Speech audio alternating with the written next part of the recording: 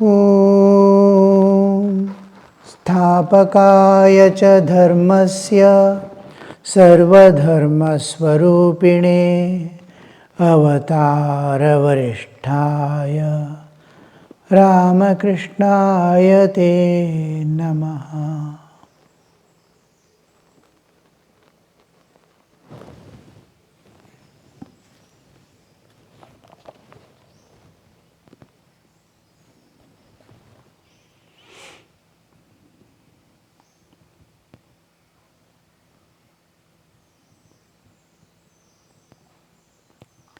Sri Ramakrishna said to him, I have been invited to Ishan's this morning. They hired, we saw, Sri Ramakrishna shawl and all they took. Sri Ramakrishna was very happy during the trip and enjoyed it like a child. About 9 o'clock, the carriage stopped at the door of Ishan's house, and his relatives greeted the master and led him to the parlor on the first floor. Shrish, Ishan's son, was introduced to Sri Ramakrishna. The young man practiced law at Alipur. He had been a brilliant student, having stood first in 2 of the university examinations, but he was extremely modest. Master to Shirish, what's your profession? Shirish, I am practicing law at Alipur. Master to him, for such a man to be a lawyer. To Shirish, well, have you any questions to ask? Perhaps you want to know how to live unattached in the world. Is not that so? Shirish, under the pressure of the duties, people do many unrighteous things in the world. Further, some are engaged in good work and some in evil. Is this due to their actions in previous births? Is that why they act this way? Master, how long should a man perform duties? As long as he has not attained God. Duties drop away after realization of God. Then one goes beyond good and evil. The flower drops off as soon as the fruit appears. The flower serves the purpose of begetting the fruit. The whole conversation is with a young man who is practicing law. First, Sri Ramakrishna, oh, for such a man to be a lawyer. The thing is, the lawyer's profession is to make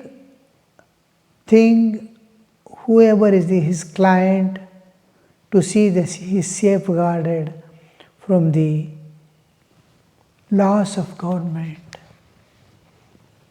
For every law there is a loophole. They will be searching for loophole to. Now law means there is a problem. Either some cases regarding crime and all that, or regarding possession. Now these people have to defend their client, and in this defending and making him successful in the law, in the eyes of law, they do so many things. They make untruth truth and truth untruth. So this difference, Sri Ramakrishna used to say, it is very difficult for lawyers and doctors to realize God. Because now the in eyes of law. Now, when I had just joined law once upon a time in Bangalore during my early college days, we had the option to learn anything in evening college. Science I was learning in the main college, and I thought I can finish my law also simultaneously. Science and law is not going together. Still, law. When we joined first day inauguration, the Chief Justice of Supreme Court was invited, retired, and he asked a question: why a criminal is punished? Why a criminal is punished? Or said, because he has done crime. We were about 30-40 students sitting in front, all just open to the nature as if young youths entering the college. And because he has done crime. He said, no, not because he has done crime. Then we were surprised. What for has been? Then some people told us, it's a lesson for others, they should not do crime. He said, no. The other answer we did not know. We were looking at him. He said, the criminal is punished not because he has done crime, but because he has been caught and proved guilty. He might not have done at all. He has been caught and proved guilty. He has done it. The proof is there. It has been proved that he has done it. The crime has been done by him. It may be he has never done it, or a person who has done actually a crime may escape for want of proof. So, a person who has done a crime may escape from the law, and a person who has not done may be caught and punished in a court of law. Then we were, what to do? If you don't get justice in a court of law, where else? Then he said, don't think you will get justice in a court of law. If you want real justice, go to the Lord. After that, second class I did not attend.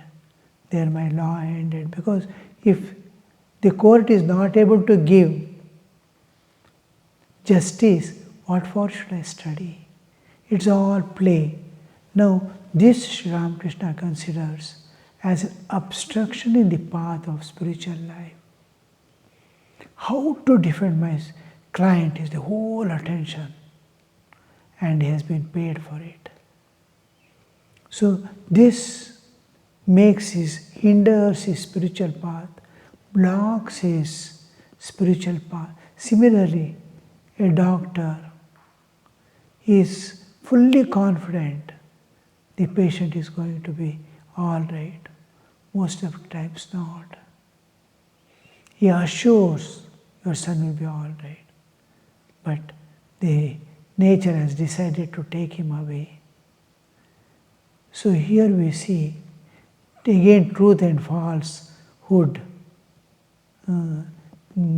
God, nature is ready to take his life, and doctor says, I will save. So these two professions Thakur is to, but these professions are needed. If a person does without any partiality and being a dedicated servant of God, seeing divine in others, and if a lawyer is tuned to the divine in nature, intuitively he will see whether he is to take up that case or not. He will drop it off if it is not good. Intuition comes, no, this is not safe, this is not good, this is not right. See, when you are tuned to the divine, there is an intuition. There you will not use brain. There you will not use even heart.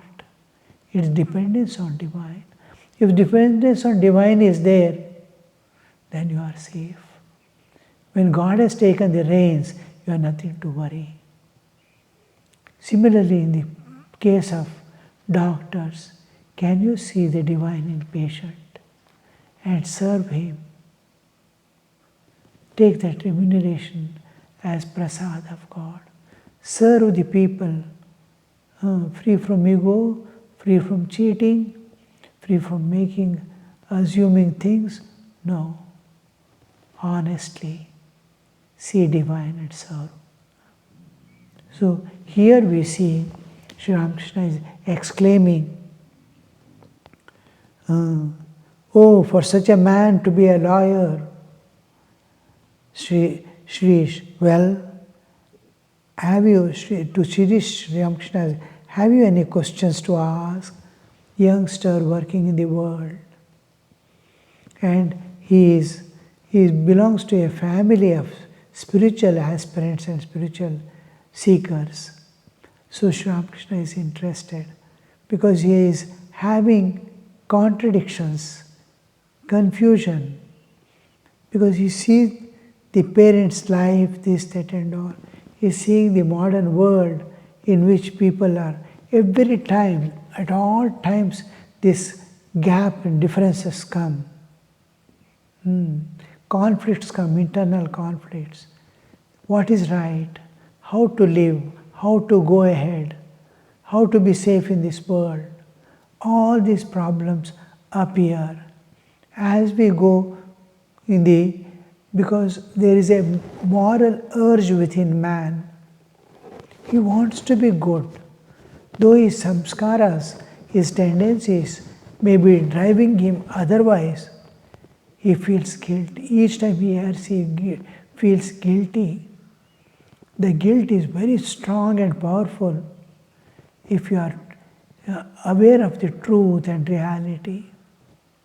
So more you are devoted, small errors also look like making big mistakes. So here, Sri Ramakrishna knows, he knows both sides and wants to know clarity regarding that. He has seen the righteous people, he has seen the unrighteous people, and unrighteous people are successful also he has seen, righteous people failing also he has seen. What is right, what is wrong, how to go ahead in this world, opposites.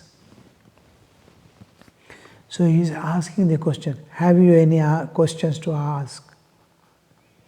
And he is presenting the question also.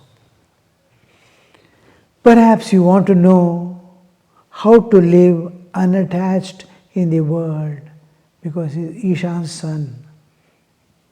He is a devotee's son. Shrish, under the pressure of duties, people do many unrighteous things in the world. Pressure of duties. Further, some are engaged in good work and some evil. One is their own tendencies driving, one is the situations demanding, the duties, the pressure of the duties. People may do unrighteous things. Situations are demanding. He has to tell a lie. Like to save somebody's life, to save someone's image in the society. He has to tell a lie. How to live, how to do that. And his own tendencies are driving him to, one is situations demanding is different. My tendency, I am doing good or evil. My tendency is evil, and then I am going to do evil things. My tendency is good, I want to do good. Both are driven by the inner tendencies. So in both the cases, how to come out. The son is telling to Sri Ramakrishna, is this due to what is the cause behind?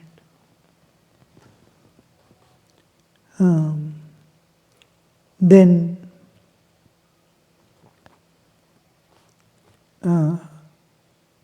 is it because of the tendencies acquired in the past births?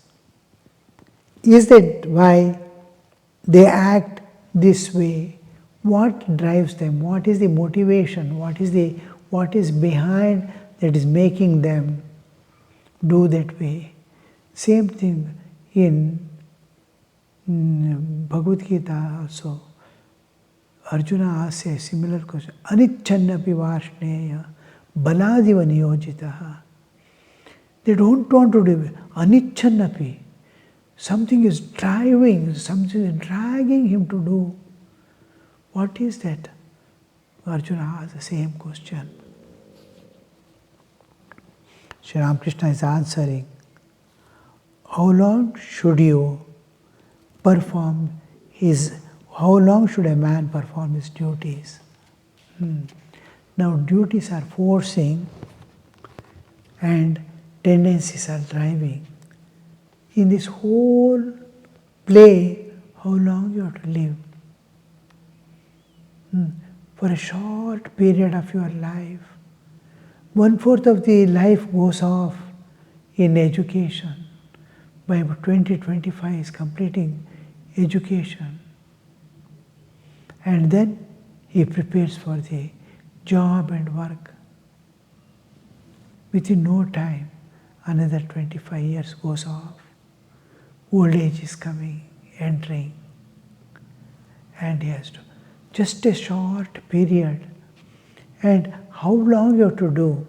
Whole life? Because longest period is the old age. Sri Ramakrishna asks you, how long you have to do? As long as one has not attained God. How he comes to the essence, you see. You are thinking how to manage this life, these things in the world. But this is not the end. It continues lives after lives. This you are asking, these things, what tendency is doing or this and that. You are thinking just, I am born, I am going to grow, I am going to earn, I am going to... This doesn't end with this. It continues till you realize God. Lives after lives is going to come. This story will continue. Put all efforts to transcend the nature and go. Shifting from one problem to the another problem will not work. Put an end to the problem once for all. Realize God. Till the flower drops off. You have to, automatically flower drops off when the fruit comes. The flower serves the purpose of begetting a fruit. The flower has come only for, it's going to fall off. Body has been given to you only for realizing God. The flower, once you realize God with that body and mind, its purpose is over. Today, now if you realize, there won't be any problem at all. Nothing will be working upon you. You take longer time, then also when it ends. How long should a devotee perform daily devotions such as Sandhya, all spiritual practices and daily devotions, how long he has to do? Not only the secular work and duties of life, but you have to climb also. This is more important than the duties. As long as his hairs does not stand on the end and his eyes do not shed tears at the name of God. Spiritual practices, how long you have to do?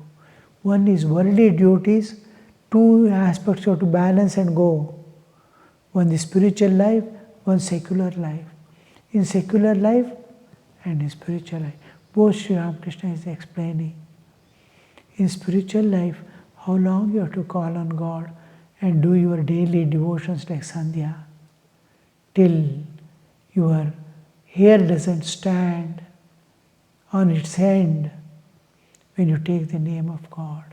Horripilation doesn't happen till then.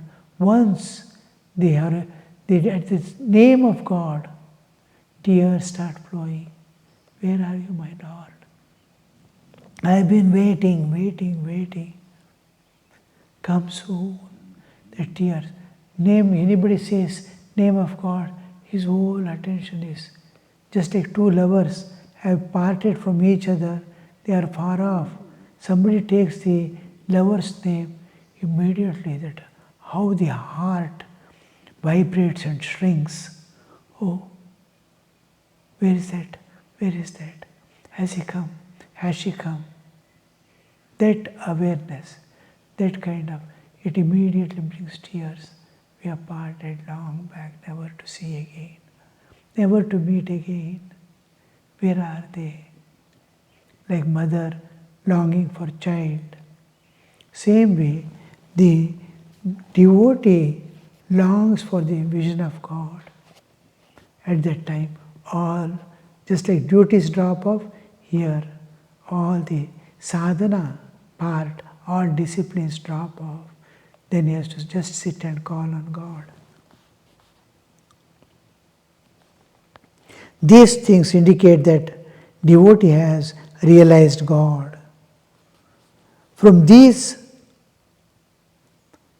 one knows that he has attained pure love of God. He is telling you, see, these things indicate that the devotee has realized God. He has, even before realized God, when the longing comes, he has already attained life. Longing is the sign that dawn is the sign that sun is going to rise. It is definite. When longing comes, it is definite. It is as good as he has attained God. These things indicate that devotee has realized God. From these one knows that he has attained love of God, pure love of God. That pure love of God is most difficult and impossible thing as if to attain, where no seeking is there. I have given myself unconditionally to God in love of God. God, realizing God, one goes beyond virtue and vice. Good and bad, right? Virtue and vice. I bow my head, says Prasad, song Sri Ramakrishna is singing. I bow my head, says Prasad, before desire and liberation. Knowing the secret that Kali is the one with the highest Brahman, I have discarded once for all both righteousness and sin. Good and bad, right and wrong, the opposites. We are trying to gain one and discard the other. A position comes. Both have to be. You cannot give up one end because they are opposites, obverse and reverse of the same coin. You cannot hold one and leave one.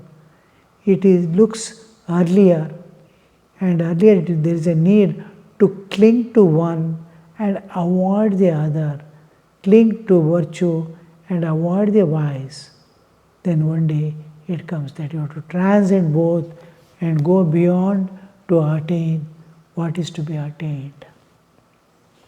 Holding on to either right or good and bad, are holding on to the world. You have to go beyond good and bad to beyond the relativity. I bow down my head, says Prasad, before desire and liberation. One is binding, one is liberating. Knowing the secret that Kali is one with the highest Brahman, I have discarded Kali, the whole universe and all multifarious world of duality. It is Brahman only. Knowing that, I have discarded both.